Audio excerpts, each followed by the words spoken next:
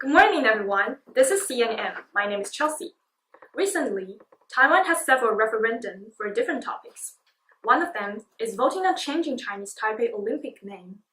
This referendum is not only related to political problems between Taiwan and China, but also affects the competition rights of athletes and violates the contract between Luzon Agreement and the Chinese Taipei Olympic Committee. Furthermore, lots of athletes in Taiwan start to call on the public to vote against the referendum to protect their competition right and their opportunity to show their talent toward the world. Taiwan has several referendums taking place on Saturday, and including in the raft of issues are votes on same-sex marriage and nuclear power. One of the referendums that causes international society's attention is the vote on whether Taiwan should use Taiwan to compete in Olympic instead of the current name Chinese Taipei. Taiwan, a small island country next to China, has been using the name Chinese Taipei to attend all international sport competitions. The origin of the name is from the Luzon Agreement in 1981. Before then, Taiwan used the name of Republic of China to attend Olympic, but that changed in 1971 with the decision by the United Nations to acknowledge Beijing as the only legitimate government of China. Therefore, Taiwan could not attend Olympic under the name of Republic of China for 14 years. However, in 1979, the agreement between International Olympic Committee and China allowed the island to compete under the name of Chinese Taipei, but cannot use its own name and flag or anthem. Since then, Taiwan has been forced to use Chinese Taipei for all the international competitions. The situation kept unchanged for decades. However, after the huge success that President Tsai received in 2016 presidential election in the island, the voice of claiming the independence of Taiwan has been louder than ever. The situation even got more intense after China ordered foreign airlines to remove references to Taiwan as an independent entity from their websites.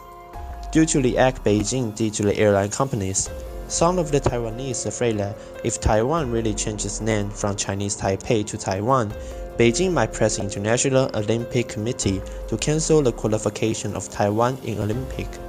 Just a few days before the referendum, Chinese Taipei Olympic Committee received a letter from IOC which warning Chinese Taipei Olympic that they will not accept any form of name-changing request. Moreover, IOC also indicates in the letter that any act of asking to change name might make Taiwan lose its qualification. The information makes the public opinion split into two. One opinion is that Taiwan should use Chinese Taipei to attend Olympic to ensure that the Taiwanese athletes can still have a stage to show their talents and to let the world see Taiwan. The other opinion is that Taiwan should not compromise when receiving pressure from China, and some people also claim that requests for changing name will not make Taiwan lose its qualification for Olympic. And what do the athletes think about the Olympic? Here's our special interview with the former Olympic athlete Brian. So hi, you're Mr. Brian, right? Yes. So I'm the reporter from CNN, and I would like to know what do you feel if the Olympic Committee really cancel the qualification for Taiwan to attend Olympic? If Taiwan's qualification of Olympic really be cancelled, I'll feel really disappointed. If I can't attend to Olympic to compete, all the effort I made this year would be a waste, and all the time I spent on practicing means nothing too. Yeah. So you'll be very disappointed, right? Yes. Okay. So I would also like to know if you can talk to the people. Will you tell them to vote against changing name, or will you tell them to stick to changing Taiwan's name, use Taiwan as our name to attend Olympic? If I have the chance to tell the public to vote change the name or not, I think I'll tell them not to vote changing name. I really want to compete in the Olympic game and put many efforts and spend very much time preparing for it. I'll feel really disappointed if I can't compete. So you will tell them to vote against changing name?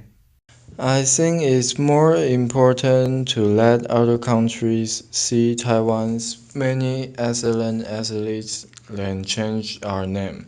If we change the name and can't attend to the Olympic game, what's the point of changing our name? Okay, so thank you for the interview. The result is likely to mean more political pressure for President Tsai, whose Democratic Progressive Party will see Saturday's local elections as a test for nationwide poll in 2020. The name-change vote is widely seen as an indicator of the depth of support among voters for the island's independence movement. No matter what it turns out to be, the result of the referendum will be a clear message that Taiwan says to China.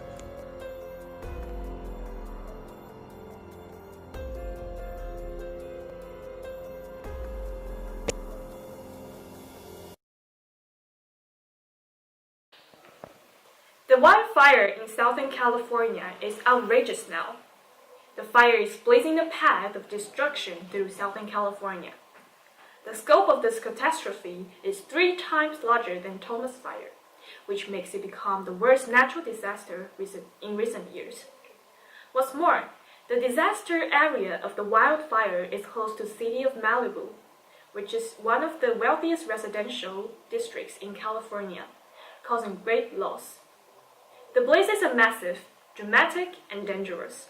Here's why they're so historic and how they're affecting everything: traffic, weather, thousands of lives and homes, most populous cities such as California. This year has been terrible for wildfires, and the ones currently blazing a path of destruction through Southern California are shaping up to be the worst of the worst. In only a few months, California's wildfires have destroyed tens of thousands of homes, killed more than 80 people. In Northern California, residents have been forced to evacuate part of Butte County after the deadly campfire broke out on Thursday, November 8th, and burned through the town of Paradise. It's the most destructive wildfire in California history and the deadliest. The Woolsey Fire began on the same day in Southern California, and in a matter of hours, it grew thousands of acres in Los Angeles and Ventura counties. The Hill Fire also sprang out in Ventura County. November 10th brought a break in the fierce winds that have whipped the 3 major wildfires in California that have destroyed a record number of buildings and displaced more than 300,000 people. The Camp Fire is the largest of the 3 major fires, swelling to the 105,000 acres by November 10th morning, according to the California Department of Forestry and Fire Protection, or CAL FIRE. It is the most destructive blaze in the state's modern history.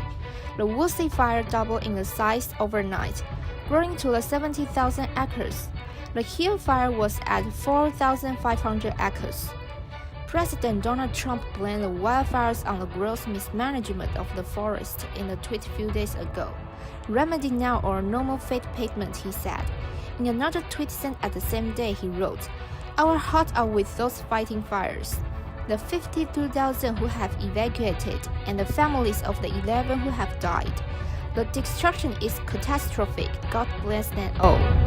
Because, we're tired of giving California hundreds and hundreds of millions of dollars all the time for their forest fires when you wouldn't have them if they managed their forests properly. They don't. They have lousy management, and the environmentalists are, doing something very bad. They won't let us take the logs. They won't let us take the dead trees.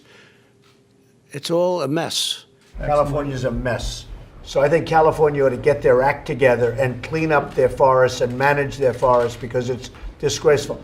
Fire officials estimate the number of people forced from their homes statewide is more than 300,000.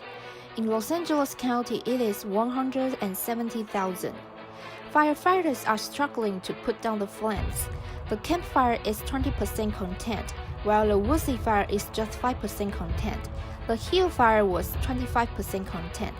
In Northern California, nearly 7,000 structures have been destroyed, including 80% to 90% of the homes in Paradise, north of the Sacramento, according to officials.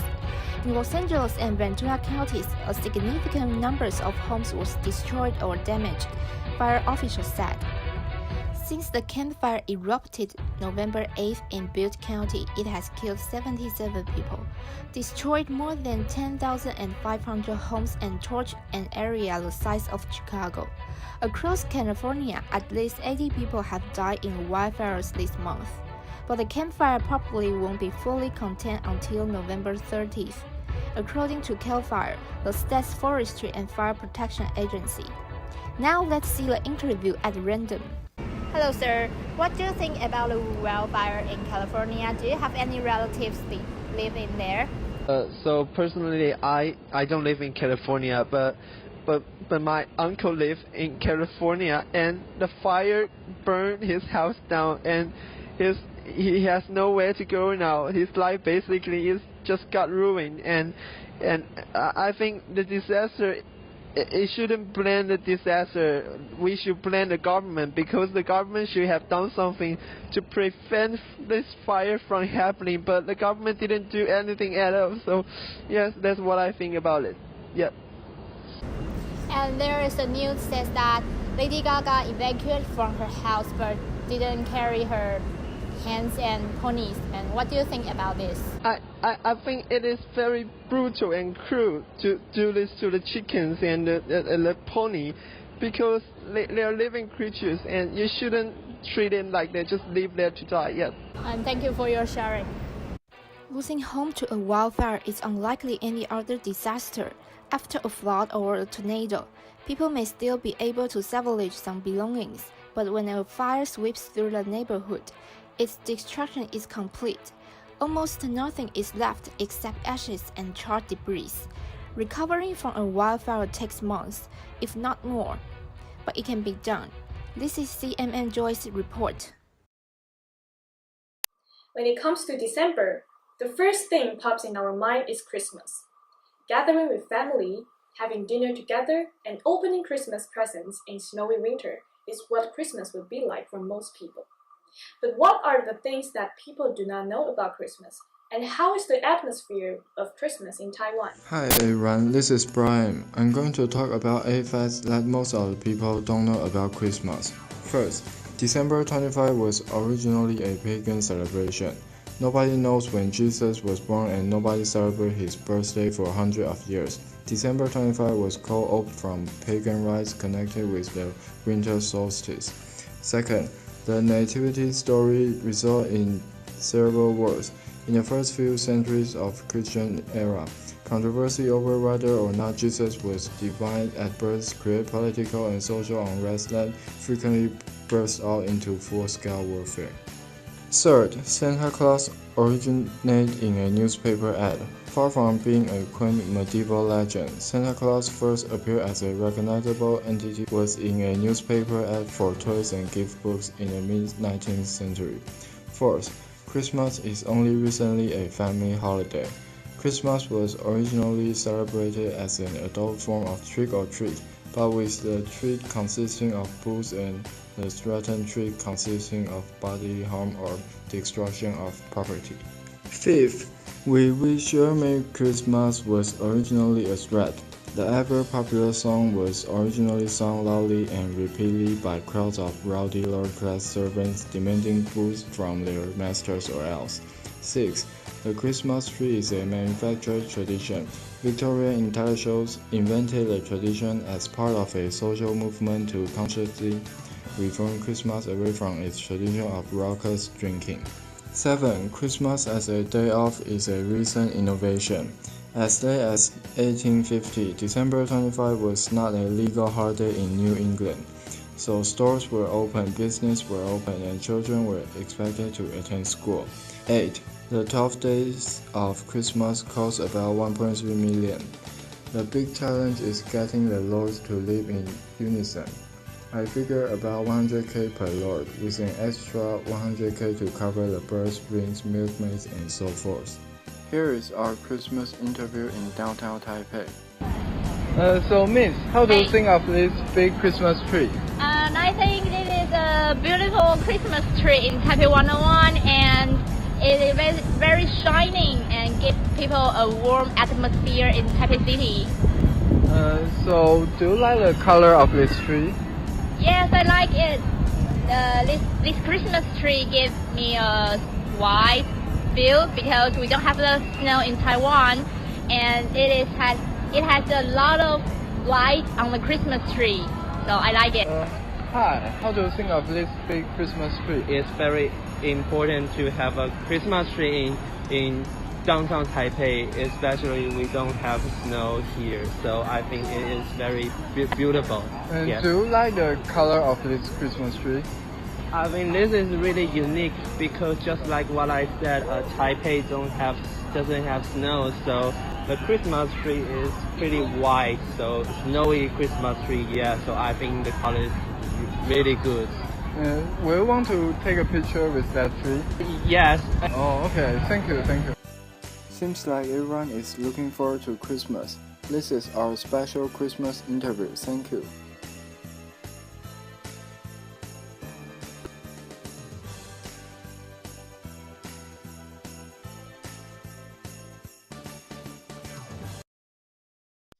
So Christmas is just around the corner. How about the weather during Christmas will be like? The forecaster will give you all the information that you need. Danny.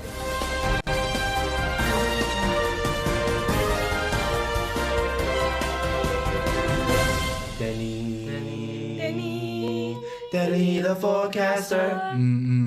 Welcome to today's weather forecast. Let's take a look at the weather this day. As you can see, the weather in Taipei around Christmas will continue to be warm and sunny, and it will last for 3 days. On Christmas, the weather will be around 17 Celsius to 12 Celsius degrees. The lowest temperature will appear in Danshui, 8 Celsius degrees. At the weekend, though, clouds will be moving in north part of the coast. The temperature there will drop into low 8s, with shower on Saturday and possible thunderstorm on Sunday. On the south coast, the sun in Kaohsiung should continue through the weekend with maximum temperature 21. The weather will be warm and cozy. It will be a very nice day on Christmas to arrange some outdoor activity with your friends or families.